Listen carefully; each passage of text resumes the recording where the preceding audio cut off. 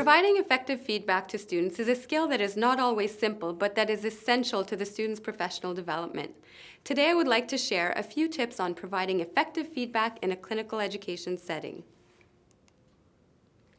The first thing you want to consider is the allocation of time and a place for giving feedback. You should schedule a daily or weekly session for feedback. Knowing that there's a specific time allocated for feedback, the student can take notes and save their non-urgent questions for this time. You should also provide on-the-spot feedback several times throughout the day. This doesn't need to take much time, but this does allow you and the student to gauge their performance. Consider doing this after an evaluation or treatment, between patients, or even after rounds. When it comes to feedback, sooner is better. You should also consider setting up a safe and positive learning environment. Consider the student's comfort, their confidence, their credibility in front of patients and colleagues. For example, if you're correcting a student in front of a patient, instead of saying, "No, that's wrong," you might want to consider saying something along the lines of, "I find that doing this works very well. Would you like to try it?" You should also create an amicable yet professional relationship. You can consider the use of humor. This might help to decrease stress and tension of the student. Of course, you always want to respect boundaries in doing this. It's also important to remember that feedback is a two-way process. You should encourage interaction and discussion. Encourage your student to ask questions. Listen to your student. You should ask them for their views, their ideas, and impressions before you offer yours. This allows you to better understand their reasoning and to understand where they are at in their learning process. You should also know and consider your students' goals. This will also help guide your feedback. And just as you adapt communication to your patients, adapt your feedback and communication to your students' learning style. Find the best way to get through to them. Be open to receiving feedback as well on your own teaching style and the way you deliver feedback. Often our students know how they learn best. When providing feedback, be specific, have a focus, provide specific examples. You should always concentrate on observable behaviors and don't infer what the student is thinking or feeling. Avoid personalization.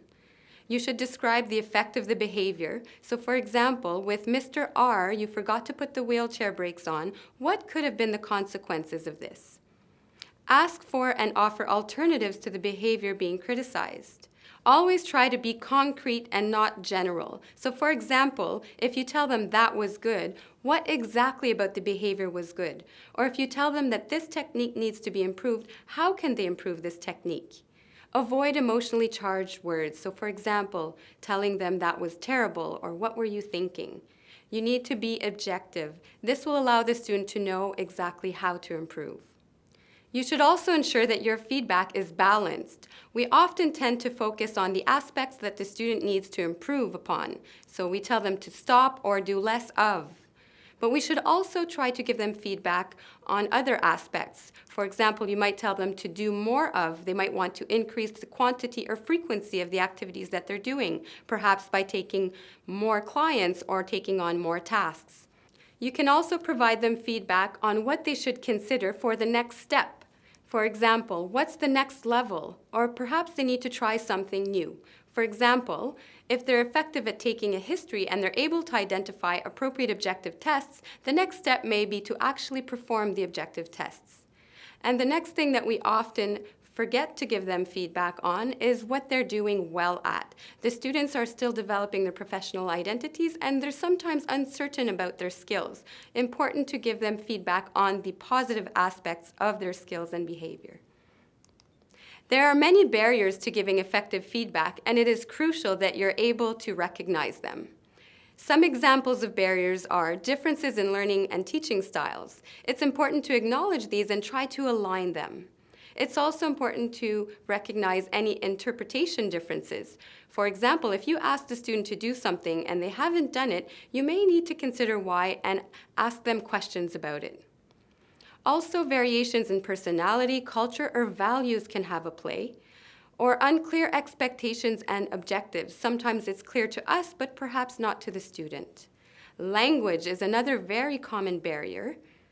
nonverbal communication, so your facial expressions, your gestures, perhaps the student's facial expressions and gestures as well, and the power imbalance. So remember that you're in a position of power as you are evaluating the student. So it's very important to reflect on ourselves, reflect on the interactions we're having, and try to identify if there are any barriers and remove them. The last point that I'd like to make is that it's important to verify that the students understood and interpreted correctly. Check if they need to ask any questions in order to clarify the expectations. Ask them to repeat or summarize to you. If you're asking a student to prepare for the next day, for example, have them briefly describe to you just how they're going to do that.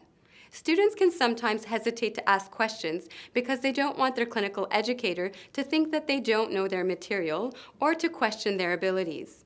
I hope that you will find these strategies helpful. Thank you for listening to this presentation.